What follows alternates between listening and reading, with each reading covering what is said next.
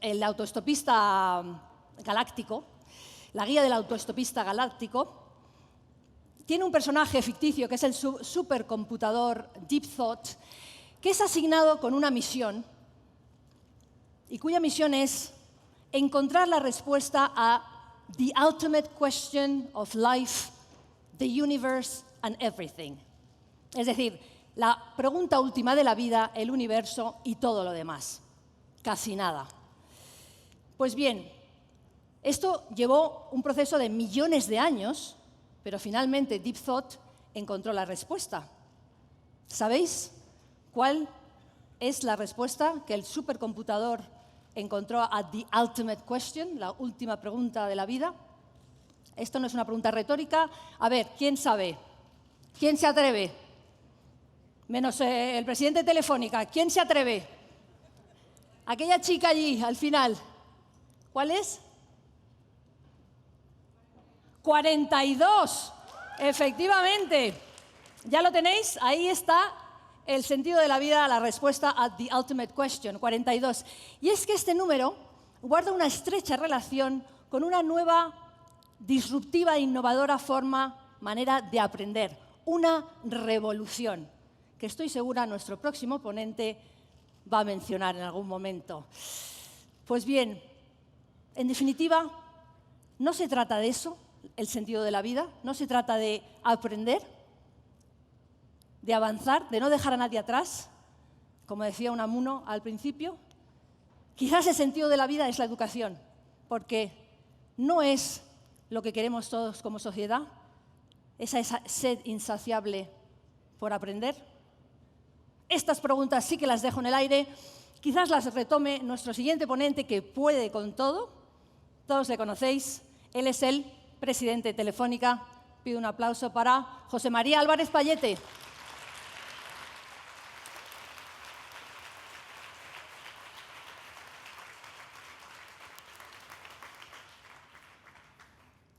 Los próximos ponentes, por favor, por las escaleras. Es mucho más corto.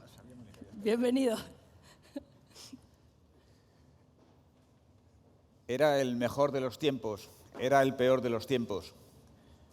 Era la época de la sabiduría, era la época de la locura. Era la época de la fe, era la época de la incredulidad. Era la época de la luz, era la época de la oscuridad. Estas palabras, que son las que mejor reflejan lo que es la paradoja, una paradoja, las escribió Charles Dickens en su libro Historia de dos ciudades, que es quizás el que mejor refleja el shock que produjo la revolución industrial en una sociedad como la inglesa y la francesa. Estamos viviendo la época de mayor cambio de la historia de la humanidad. Esto es 4 veces lo que Dickens intentó describir. Nunca en la historia de la humanidad se ha vivido un cambio de esta naturaleza. Nunca en la historia de la humanidad se ha producido una acumulación de tecnología como la que estamos viviendo. Y por lo tanto tenemos que asumir qué momentos vivimos. Y vivimos momentos en los que todos los días nos sorprende una noticia de algún tipo, sea en la política, en la economía, en la empresa, en la cultura, en la medicina, en la ciencia, que parecen impensables o que parecían impensables hace tan solo unos años. Y esto no es una tecnología, es una acumulación de muchas tecnologías: realidad virtual, sistemas cognitivos, 5G, Internet de las cosas, impresoras 3D, la computación cuántica, el cloud computing, la biotecnología, la virtualización. Todo se acumula en un único momento y se retroalimenta unos a otros. Y esto hace que todo se acelere, de que no haya nada que no se esté acelerando. Y no estamos hablando ya de los próximos años, estamos hablando de lo que está pasando hoy. La inteligencia artificial ya reconoce objetos mejor que las personas. La inteligencia artificial ya reconoce las palabras, el lenguaje mejor que las personas. La inteligencia artificial ya comprende y sabe leer y comprende lo que lee mejor que las personas y ya traduce mejor que las personas. Y eso ya está pasando y da lugar a muchas cosas. Ya los niños, hoy muchos niños, y esta es una imagen de un vídeo de YouTube, hacen los deberes preguntándole a Alexa y asumen que lo que les dice Alexa es verdad. No les preguntan a su madre o a su padre, ni siquiera están atentos a las notas que han tomado en clase. La inteligencia artificial ha inventado lenguajes. Las máquinas empiezan a hablar entre ellas y no sabemos qué se dicen, pero hacen cosas. La inteligencia artificial ya reemplaza a actores en Hollywood. Hay actores que han muerto en mitad de un rodaje de una película y la inteligencia artificial ha acabado su trabajo. Pero la inteligencia artificial también usurpa identidades y nos hace decir algo con nuestra imagen que nosotros no hemos dicho. Y la inteligencia artificial es capaz también de hacer cosas que no son buenas. Una historia de dos ciudades, cómo comíamos antes, cómo comemos ahora. Una historia de dos ciudades, cómo hablábamos antes y cómo hablamos ahora. Una historia de dos ciudades, cómo nos poníamos en contacto antes, cómo enviábamos cartas y ahora son las plataformas de mensajería. En fin, cómo nos relacionábamos antes y cómo nos relacionamos ahora. Cómo leíamos antes y cómo leemos ahora. Pero cómo escribíamos, ¿hace cuánto tiempo hace que no escriben una carta? Ahora tecleamos, empezamos a hablarle a la máquina y dentro de nada la máquina leerá nuestro pensamiento.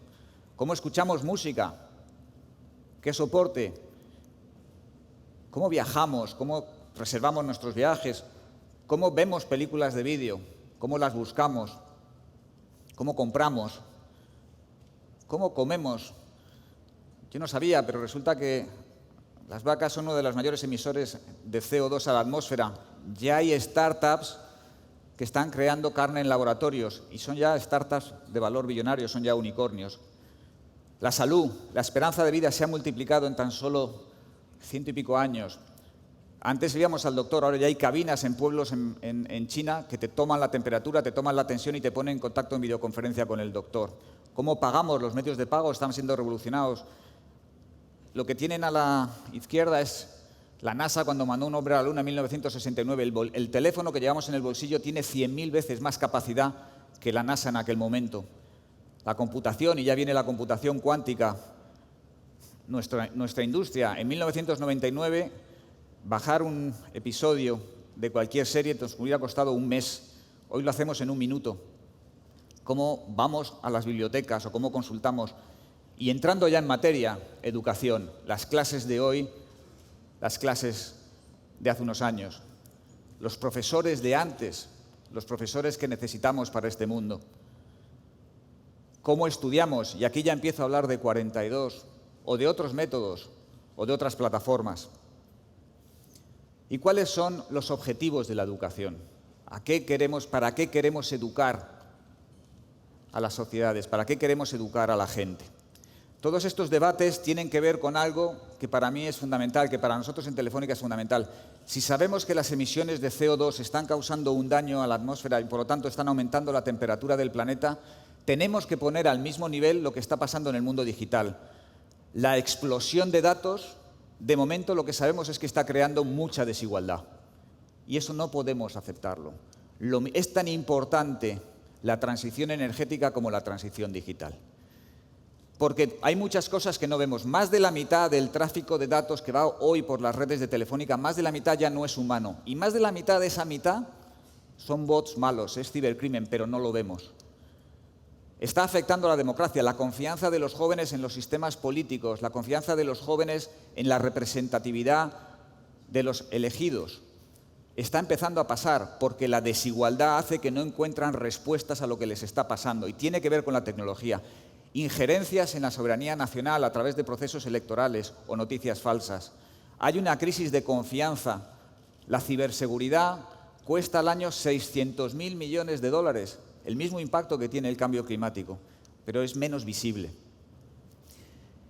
Y plantea incertidumbres. La gente piensa, como bien decía la ministra, que esta oleada de tecnología les puede afectar en su trabajo, se pueden ver reemplazados por una máquina. Y por lo tanto, sabemos que esto va a pasar, sabemos que probablemente va a crear más trabajo y sabemos que hay trabajos que hoy no sabemos cuáles son y tenemos que empezar a abordar estos temas. Y por eso desde Telefónica y desde la Fundación Telefónica creemos que la digitalización, este proceso de transición digital, si hay dos cosas que tiene que ser, es inclusiva y justa. Si no es inclusiva y justa, no será buena. Este cambio tecnológico va a ser muy bueno para la humanidad, nos va a proporcionar muchísimas cosas que hoy no tenemos si lo hacemos inclusivo y lo hacemos justo. Y a eso nos vamos a dedicar. Porque como bien decía Picasso, los computadores no es que no sean útiles, pero es que solo dan respuestas. Las preguntas las tenemos que hacer las personas.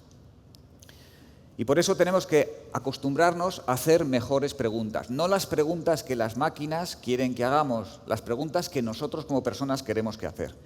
Por ejemplo, ¿esto va a crear o va a destruir empleo?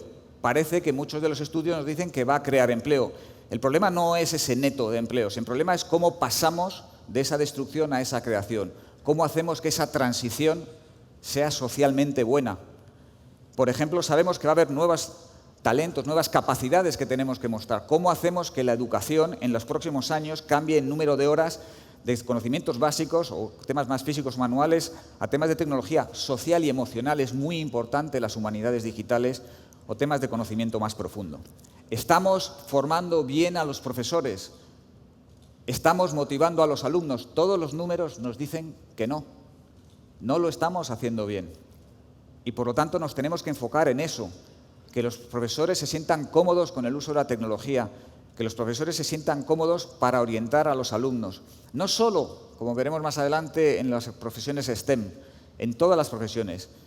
Que los alumnos le pierdan el miedo a las ciencias exactas, que los alumnos empiecen a pensar que hay un mundo de posibilidades y que no simplemente los STEM van a tener éxito. Que los alumnos no le tengan miedo a esta nueva fase. ¿Estamos siendo capaces de atraer más mujeres al mundo STEM? La respuesta es que todavía no. Y tenemos que enfocarnos en eso, y por eso queremos hacer este tipo de eventos, porque este es el sitio adecuado para discutirlo. Si no lo hacemos no estará bien. Pero no es el tiempo de la tecnología ya está aquí. Es el tiempo de las humanidades. Es el tiempo de formar economistas digitales, psicólogos digitales, abogados digitales, sociólogos digitales, profesores digitales. Que la tecnología se incorpore a las humanidades. Es el tiempo de que las máquinas aprendan el lenguaje de los humanos y no al revés. Y por lo tanto tenemos que saber hacernos estas preguntas. ¿Estamos de verdad dispuestos como sociedad a hacer este programa de reskilling masivo para que esa transición sea sencilla? Sabemos lo que cuesta y sabemos qué parte le puede corresponder al sector público y al sector privado. ¿Tenemos un pacto social para hacer que esto pase? ¿Estamos dispuestos como sociedad a no dejar a nadie atrás? Es decir, a que los más jóvenes se sientan protegidos y atraídos por esto y que los más mayores no se sientan rechazados. ¿Tenemos las medidas para hacer esto? Esa es otra de las preguntas que nos tenemos que contestar. Porque cada uno de nosotros, empresas, instituciones, públicas o privadas, tenemos nuestra parte de responsabilidad. Porque si queremos que esto sea bueno, y vuelvo a la esencia de lo que decíamos antes, y esto puede ser muy bueno, puede ser el mejor de los tiempos, tiene que ser inclusivo y justo. Si no, no será. La sociedad no tolerará que pase. Lo decía la ministra, el aprendizaje permanente, la formación permanente, la corresponsabilidad a la hora de enseñar ya no es simplemente una responsabilidad del Estado. Las empresas tenemos la responsabilidad de formar permanentemente a nuestra gente si queremos que esto pase bien. Tenemos que todas las compañías enfocarnos en reforzar estas capacidades dentro, en reforzar la parte de educación dentro de nuestras propias instituciones. Sabemos lo que cuesta y está empezando a funcionar, está pasando. Y eso es una buena noticia, está pasando. Pero tenemos que hacer que despegue mucho más rápido. Esto es exponencial, esto no es una progresión aritmética, es una progresión geométrica. Y los números son buenos, pero tenemos que acelerarlos. Y aquí voy a 42.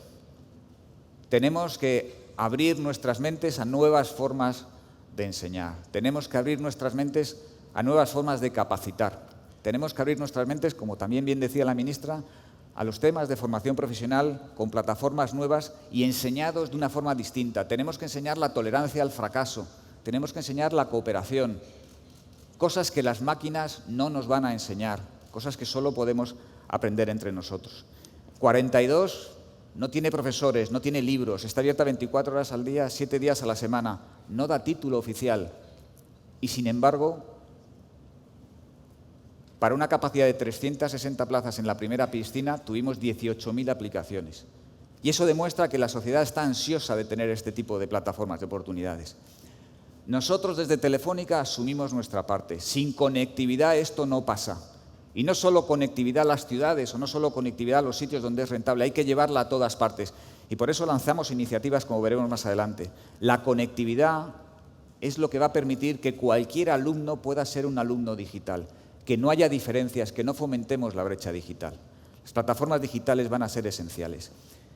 Y lo que viene es todavía más emocionante. El 5G, la ultrabanda ancha, la fibra, el 5G, la realidad virtual, la realidad aumentada, el poder combinar todas esas aplicaciones que consumen mucha capacidad de banda y ponerlas a disposición de los alumnos de una forma sencilla para que puedan sumergirse en lo que es estar en la sociedad romana y poder hablar al mismo tiempo con su profesor para preguntarle cosas, para poder viajar en el tiempo, para hacer una educación inmersiva, necesitamos redes de última generación en todas las esquinas. Bueno, nosotros, Telefónica, ¿por qué una empresa como Telefónica, por qué la Fundación Telefónica intenta hacer que Enlighted se convierta en el Mobile World Congress de la educación a nivel mundial? ¿Por qué? Primero tenemos que ser coherentes, ¿lo estamos haciendo nosotros? ¿Estamos llevando las redes de última generación a los últimos rincones? España puede ser el primer país, probablemente del mundo, con el 100% de cobertura de fibra. Hoy en día hay más fibra en España desplegada que en la suma de Reino Unido, Alemania, Italia, Francia y Portugal juntas. Eso está hecho, esa plataforma existe y hay una colaboración público-privada para extenderla del 80%, 70 y tantos % de cobertura al 100% del territorio. Imagínense que la revolución industrial a España la hubiera pillado en el tiempo con el 80% del territorio cubierto por ferrocarriles y una máquina de vapor en cada empresa. Eso es lo que tenemos. Pero lo estamos llevando también a través de Internet para todos, estamos llevando conectividad a la Amazonía. Estamos llevando conectividad a los últimos rincones del planeta.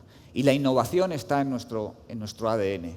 Hemos abierto la compañía a través de Wayra y otras plataformas a la innovación, porque no hay nadie que vaya a descubrirlo todo solo. Todas nuestras empresas, todas las instituciones tienen que abrirse, porque esto tiene que ser colaborativo, si queremos que de verdad sea inclusivo.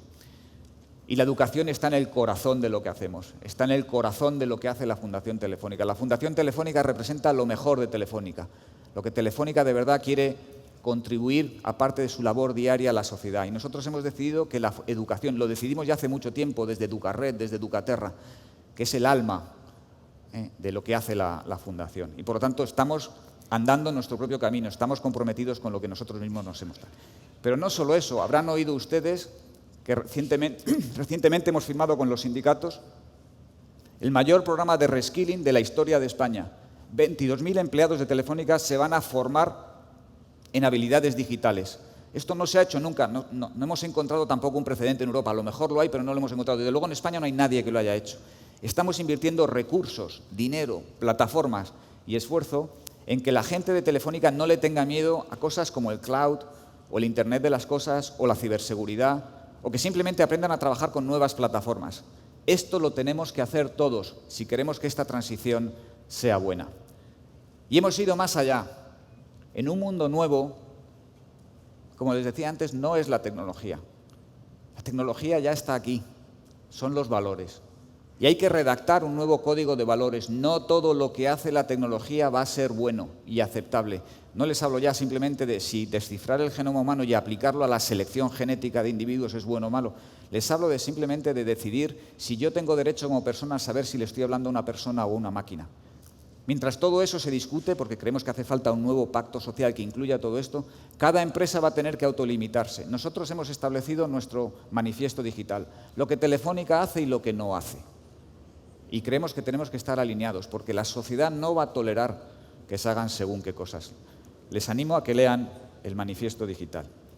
Y ya para acabar, batiendo una vez más el récord de número de páginas por minuto. Son las personas las que dan sentido a la tecnología y no al revés. Y esto no se nos puede olvidar. La tecnología tiene que estar al servicio de las personas. Si esto no es inclusivo y justo, no va a pasar. La sociedad no va a permitir que pase. Y cada uno de nosotros tiene que aprenderse esto. Nosotros desde Telefónica hemos decidido hacerlo. Y hemos decidido incluso resumir en una frase lo que es nuestra misión como compañía. Y nosotros creemos que nuestra misión como compañía es hacer nuestro mundo más humano, conectando la vida de las personas. Y a mí me encanta intentar resumir esto en frases que se nos queden, estás seguro que se nos queda. Es tiempo de poner a las personas primero. Este es el momento de que todos aceptemos que son las personas primero. Vuelvo al principio. Puede ser el mejor de los tiempos o el peor de los tiempos, el de la sabiduría o el de la locura, puede ser el de la fe o la de la incredulidad, el de la luz o la oscuridad, el de la esperanza o el desencanto. Lo tenemos todo delante de nosotros y podemos no tener nada. Va a depender de lo que nosotros hagamos. Muchísimas gracias. Muchas gracias, José María. Muchas gracias, José María Álvarez Payete, presidente de Telefónica. Ya habéis visto que no soy yo la única que lanza preguntas al aire y que os deja